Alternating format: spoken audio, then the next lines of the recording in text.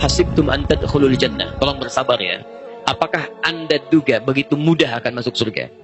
Walamma ya'tikum mathalul ladzina khalau min qablikum. Sementara Anda belum diuji seperti orang dulu yang dijamin surga, itu pun diuji dulu. Jadi ingat, kalau Anda ingin ke surga, Anda harus menghadapi ujian. Wazulzilu hatta yaqula ar-rasul wal ladzina amanu ma'ahu mata nasrullah. Maka diberikan ujian yang menggoncang jiwa. Zilzal itu artinya gempa. Kalau gempa itu kan menggoyang kita, jadi kita nggak stabil. Berdiri kasih gempa jadi goyang, nggak stabil kita, limbung. Nah, ada ujian yang membuat kehidupan kita nggak stabil, limbung kita.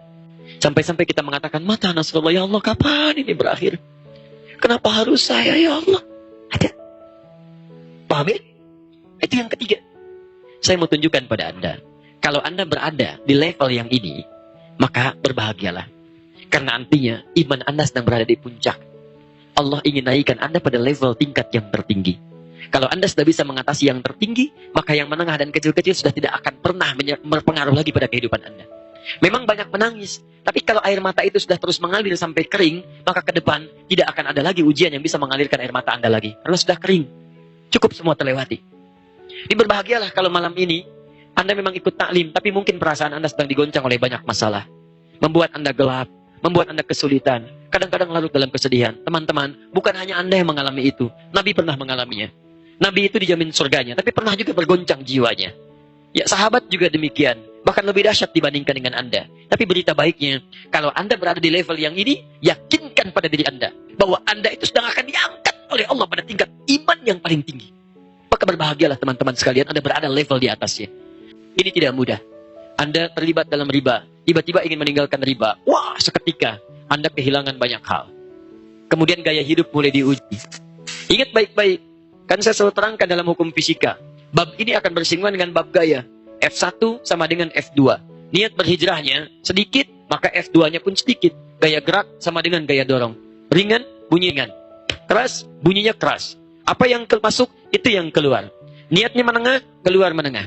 Tapi ingat betul baik-baik hukum Pascalnya, bahwa F berbanding lurus dengan P, gaya berbanding lurus dengan tekanan. Jadi kalau Anda ingin bergaya dengan hijrah, Anda akan menghadapi tantangan-tantangan dan tekanan-tekanan dalam kehidupan.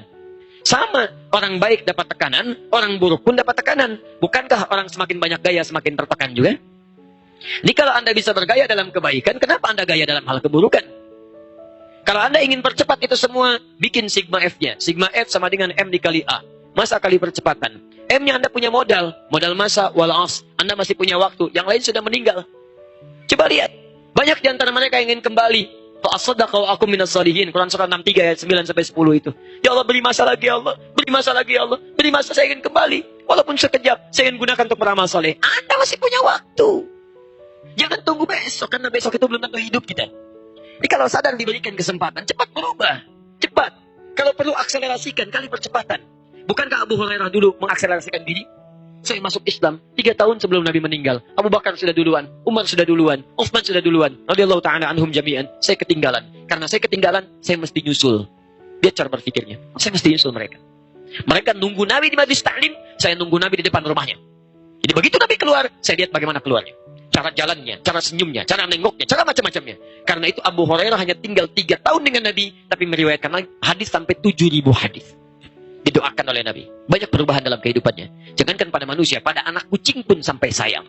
Sehingga disebut dengan Abu Hurairah, bapaknya anak kucing kecil. Di seorang sahabat mau berubah, mau hijrah. Sahabat teman-teman, dekat dengan Nabi, ahli surga, dekat dengan Allah, masih mau berubah jadi lebih baik.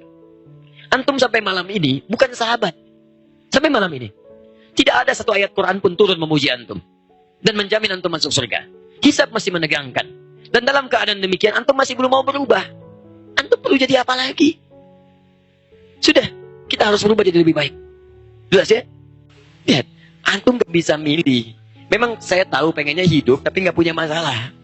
Tapi gak bisa teman-teman. Begitu Anda ingin punya masalah, takut tidak selesai. Begitu tidak ingin punya masalah, takut tidak hidup. Dan persoalannya adalah, persoalannya, jawaban Anda menunjukkan pemahaman Anda, bagaimana kita menghadapi kehidupan. Jadi kalau Anda tidak siap dengan masalah, bagaimana mengatasinya? Gak ada masalah. Siapa yang ingin punya masalah? Saya. Sudah, angkat tangannya. Saya.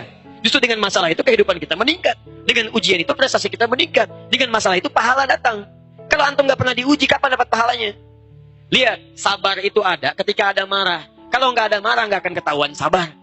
Nggak akan mungkin ujuk-ujuk mengatakan pada teman, nggak ada peristiwa, nggak ada hujan, nggak ada angin, nggak ada kilat. Sabar ya, sabar. Sabar kenapa? Anda pun akan bingung. Kenapa saya disuruh sabar? Sabar, sabar. Kenapa? Sabar.